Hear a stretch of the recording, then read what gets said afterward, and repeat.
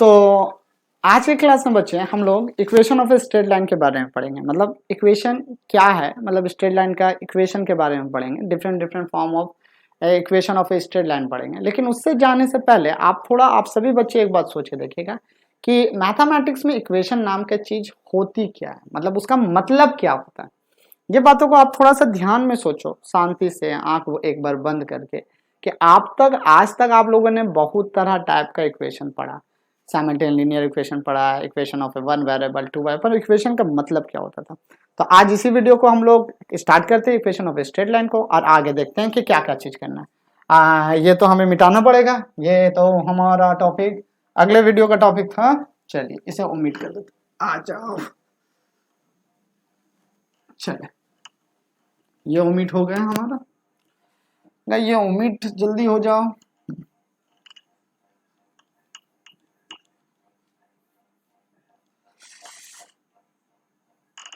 अगर बच्चे लोग, अगर आप देखोगे तो एक बात मेरे याद रखना हमेशा, कि दुनिया में कोई भी जो इक्वेशन होता है ना, यहाँ पर याद रखना एक बात है, दुनिया में कोई भी इक्वेशन होता है वो कोई फिजिकल कंडीशन को सेटिस्फाइड करता है। दुनिया में कोई भी इक्वेशन है वो equation is equals to condition, कोई भी मैथमेटिकली कंडीशन को जो सेटिस्फाइड कर दे उसी को हम लोग क्या बोलते थे, हम लोग इक्वेशन बोलते थे। याद रखना, यहाँ जरूरी लगेंगे हमारे, ठीक है ना। जैसे हम छोटे नहीं पढ़े, राम की उम्र श्याम की उम्र से 2 गुना ज्यादा है, ऐसे पढ़ते थे ना। तो लिखते थे Ram age is equal to 2 times of Shyam age, ऐसा होता था। बस यही है, और क्या।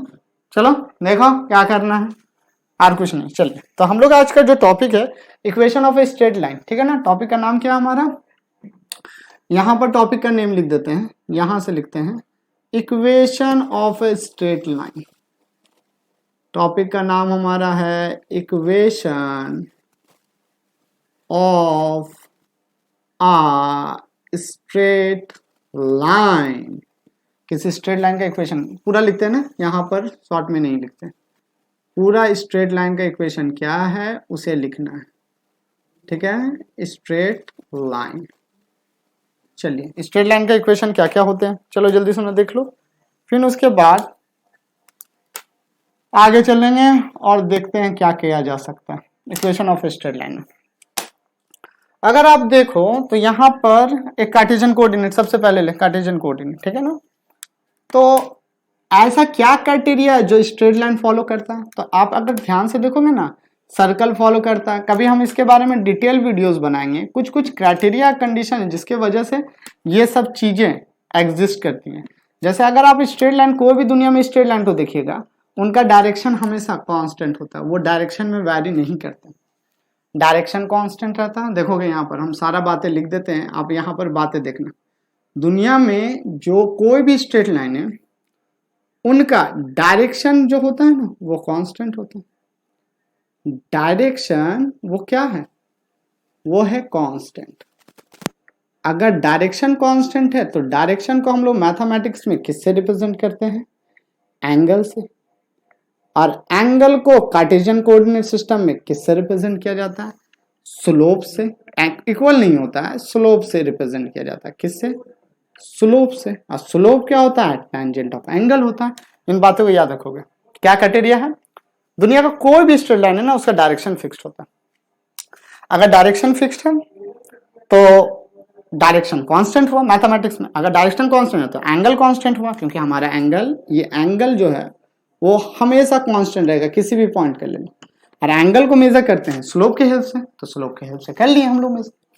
मान लो कि ये मेरा स्ट्रेट लाइन है, किसी पॉइंट से पास कर रहा है, ये ले लीजिए P1 पॉइंट। अब मुझे इसका इक्वेशन निकालना है। क्या निकालना है, इसका इक्वेशन निकालना है। तो कैसे निकालेगा आप लोग इस इक्वेशन, तो इक्वेशन निकालने के लिए आप थोड़ा सा देखो कि यहां पर आप ले लो एक P पॉइंट, यहां पर कोई भी एक पॉइंट है, या ऊपर या नीचे कहीं पर भी ले ले, ऊपर भी ले सकते हैं नीचे भी ले सकते हैं। तो हमने ले लिया। अब लेने के बाद आप इस स्ट्रेट लाइन से एक परपेंडिकुलर ड्रॉ करें, स्ट्रेट लाइन ड्रॉ करें। करने के बाद ये हमारा स्ट्रेट लाइन हो गया, ठीक है। ये रेक्टेंगल बन गया, रेक्टेंगल इसे एम दे दे। ये भी देखें एंगल कितना होगा, थीटा ही होगा कि नहीं होगा, ठीक।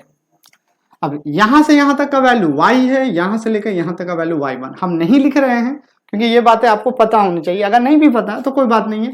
आप थोड़ा सा देखें तो यहां से लेकर यहां ऑरिजिन से लेकर परपेंडिकुलर हाइट कितना है मेरा, y1 है, सॉरी y है, क्योंकि इसका कोऑर्डिनेट कितना है हमारा, p पॉइंट का कोऑर्डिनेट x, y, या p1 कोऑर्डिनेट कितना है हमारा x1 y1। तो ये वैल्यू हमारा कितना हो जाएगा, pm value y minus y1 हो जाएंगे। और ये वैल्यू x एक्सिस का वैल्यू देखोगे तो यहां से लेकर यहां तक x है ना, यहां से लेकर यहां तक ये x है, और ये छोटा सा यहां से लेकर के यहां तक का x1 है। तो ये वैल्यू हमारा कितना हो जाएंगे, x माइनस x1 हो जाएंगे। ठीक है, चलो। तो पहला पॉइंट का नाम है, पहला इक्वेशन का नाम है इक्वेशन ऑफ स्ट्रेट लाइन में कहते हैं। तो यहाँ बहुत सारे टाइप आते हैं, बहुत सारे टाइप आते हैं इक्वेशन लाइन।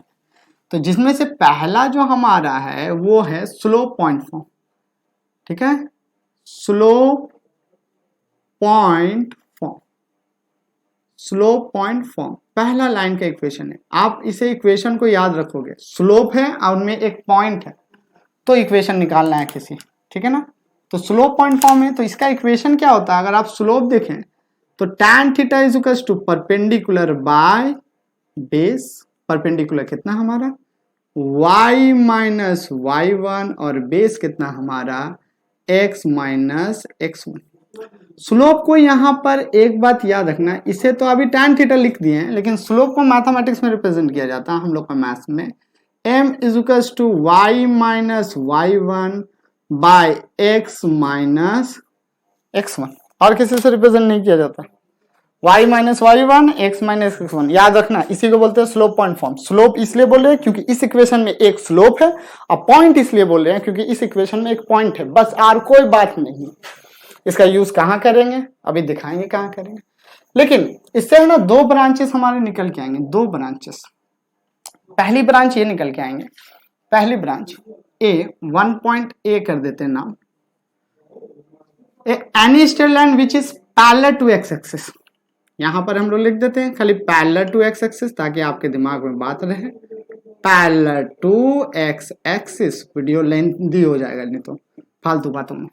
अगर कोई भी स्ट्रेट लाइन एक्स एक्सिस के पैरेलल, एक्स एक्सिस के पैरेलल का मतलब आप समझ रहे हो ना, इसके पैरेलल है, मान लीजिए पैरेलल ये स्ट्रेट लाइन, तो इसका स्लोप कितना होगा आपको बेहतरीन से पता है। इसका स्लोप कितना हो जाएगा हमारा, इसका स्लोप हो जाएगा y is equal to, sorry m is equal to 0। Slope तो 0 होगा ना, पैरेलल टू एक्स एक्सिस। तो स्लोप अगर 0 हो जाए तो देखोगे, स्लोप अगर 0 हो जाए तो क्या हो जाएगा, y minus y1 by x minus x1 equal to 0। अगर आप देखोगे तो y is equal to y1। इसका मतलब है कि अगर line straight line x axis से पैरेलल है तो y क्या हो जाता है, कांस्टेंट। ये y1 तो कांस्टेंट नंबर है, एक गिवन नंबर है। और आप ध्यान से देखो तो इस स्ट्रेट लाइन का कभी y तो चेंज नहीं हो रहा, हमेशा x चेंज हो रहा। कोई भी पॉइंट ले ले, ये पॉइंट ले, ये पॉइंट ले, ये पॉइंट ले, ये पॉइंट ले, ये पॉइंट ले, ये पॉइंट ले, सारा पॉइंट में y कांस्टेंट है, हाइट कांस्टेंट है, x चेंजिंग हो रहा है। ठीक है, तो ये रहा एक कंडीशन। तो हमेशा याद रखना x एक्सिस का पैरेलल y कांस्टेंट, ठीक है, y कांस्टेंट। तो यहां लिख के रखते हैं y, ब्लू मार्कर से लिख के रखते हैं, इंपॉर्टेंट पॉइंट है इसलिए। y हमारा क्या हो जाएगा, कांस्टेंट हो जाएगा। इसी का दो पार्ट, दूसरा नंबर पार्ट आता है कि मान लीजिए कोई स्ट्रेट लाइन परपेंडिकुलर है, क्या है, परपेंडिकुलर। परपेंडिकुलर कहने का मतलब ये रहा स्ट्रेट लाइन परपेंडिकुलर है, परपेंडिकुलर ये स्ट्रेट लाइन। अगर ये स्ट्रेट लाइन परपेंडिकुलर है, इंक्लाइनेशन इसका परपेंडिकुलर है, तो m का वैल्यू कितना हो जाएगा, m का वैल्यू हो जाएगा 90 डिग्री। तो perpendicular to X axis, parallel to X axis, parallel to y axis, यानी परपेंडिकुलर टू x एक्सिस। दोनों बात में फर्क समझिएगा, पैरेलल टू y एक्सिस, इसकी का मतलब है perpendicular to x axis, parallel to y axis, perpendicular to x axis. दोनों कंप्लीमेंट बातें हैं, दोनों एक ही दूसरे के हैं। अगर पैरेलल y के नहीं होगा तो परपेंडिकुलर भी नहीं होगा। चलिए, अगर पैरेलल है तो स्लोप कितना हो जाएगा, इस बात को मिटाएं। अगर पैरेलल है तो स्लोप कितना हो जाएगा हमारा, देखो इंफिनिटी, क्योंकि tan 90 थीटा कितना हो जाएगा हमारा, थीटा ही तो हो जाएगा बच्चा 90 डिग्री, tan 90 तो इन्फिनिटी होता है ना, इस केस में थीटा कितना हो जाएगा हमारा 0 डिग्री। अगर इतना होता है हमारे इस केस में तो हमें यहाँ पर रखो, तो therefore infinity is equals to y minus y1 by x minus x1, तो 1 by infinity is equals to x minus x1 by y minus y1। 1 by infinity कितना बच्चा 0, 1 बाय इन्फिनिटी 0, तो ये गया 0, तो x का वैल्यू कितना आ गया x1 के बराबर। तो इक्वेशन ऑफ ये इसे बोला जाता है equation of line parallel to y axis, sorry x axis, equation of a line parallel to y axis. तो इसे हम लोग बोल सकते हैं, याद रखोगे, equation of line parallel to कौन सा एक्सिस है y एक्सिस। आज जिसके पैरेलल रहेगा, हमारी बातें ध्यान से सुनिएगा, नोट कीजिएगा अपने कॉपी पे, जिसका पैरेलल उसका अपोजिट कांस्टेंट रहता है। x के पैरेलल है तो y कांस्टेंट, y के पैरेलल है x कांस्टेंट। चलिए, अगर इतनी बातें हो जाती हैं, कर सकते हैं, होता है, तो ये हमारा अभी एक टॉपिक खत्म हुआ। अभी बहुत सारा टॉपिक है जहां पर हम फुल डेरिवेशन के बारे में बात नहीं करेंगे कोई भी स्ट्रेट लाइन का, लेकिन हाँ उनका नॉर्मल फॉर्म के बारे में बात करेंगे। जैसे 1 नंबर आ गया, दूसरा नंबर बोला जाता है, दूसरा नंबर अगर देखिएगा 2 पॉइंट फॉर्म, 2 पॉइंट फॉर्म कहाँ से आया आपको बस नहीं जानना है, बस आपको थोड़ा फॉर्मूला याद करके रखना है। तो 2 पॉइंट फॉर्म का फॉर्मूला क्या है हमारा, अगर आप देखो तो ये ध्यान से देखेंगे, y minus y1 by x minus x1 is equals to y2 minus y1 by x2 minus x1। ये 2 पॉइंट फॉर्म, मतलब कोई स्ट्रेट लाइन 2 पॉइंट से पास करेगा तो उसका इक्वेशन क्या होंगे, वो चीज है और कुछ नहीं, ठीक है ना, वो यही चीज है 2 पॉइंट। 2 पॉइंट फॉर्म के बाद हमारे पास जो आते हैं वो क्या आता है, इंटरसेप्ट फॉर्म। क्या आते हैं हमारे, इंटरसेप्ट फॉर्म आते हैं। क्या आते हैं हमारे, इंटरसेप्ट फॉर्म, ठीक है। इंटरसेप्ट तीसरा नंबर यहां पर देते हैं, इंटरसेप्ट फॉर्म किस फॉर्म के नाम से आते हैं, इंटरसेप्ट फॉर्म के नाम से आते हैं। किस फॉर्म के नाम से आते हैं, इंटरसेप्ट फॉर्म। अगर आप इंटरसेप्ट फॉर्म देखो तो कुछ इस तरह होती है इंटरसेप्ट फॉर्म। पहले इंटरसेप्ट फॉर्म का आपको डायग्राम देखना पड़ेगा। मान लीजिए ये एक्स एक्सिस हो गया, ये वाई एक्सिस हो गया, सॉरी ये एक्स एक्सिस रहा, ये वाई एक्सिस। इंटरसेप्ट का मतलब होता है, इंटरसेप्ट का मीनिंग होता है कि एक स्ट्रेट लाइन एक्स एक्सिस को अगर काटता है, कहाँ पे काटता है, जैसे ये ए पॉइंट पे काट रहा है तो ये यहां से लेकर यहां तक का लेंथ को बोलते हैं एक्स एक्सिस इंटरसेप्ट, और यहां से लेकर यहां तक का बात को बोलते हैं वाई एक्सिस इंटरसेप्ट। तो यहां सेप्ट नहीं करो, सेप्ट करो।